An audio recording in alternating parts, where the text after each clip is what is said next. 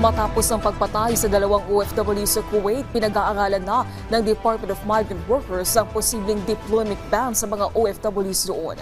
Kasunod dito ng pagkasawi ng dalawang Pilipino na sina Daphne Nakalaban na natagpo ang patay sa likod ng bahay ng kanyang employer noong Disyembre at si Jenny Alvarado na nasawi noong January 2. Ayon kay DMW Secretary Hans Leo Cacda, isinasaalang-alang ng gobyerno sa hakbang na ito ang kaligtasan ng mga Pilipinong manggagawa abroad.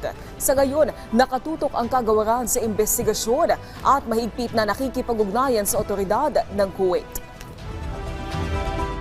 Sa ngayon, meron ng kahigpitan, no? Meron tayong standing bilateral labor agreement with them, with the Kuwaiti side. Nag-meeting nga lang nung Hunyo, tungkol dito.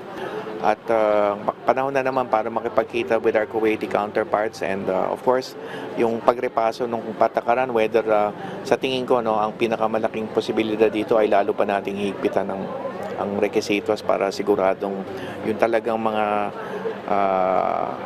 nararapat na pumunta sa Kuwait ang makakaalis at yung talagang mataas ang antas ng skills level at pag-uunawa sa pag-abroad at pati na rin sa Kuwaiti side yung pag-screen natin ng magiging employer ng mga kasambahay.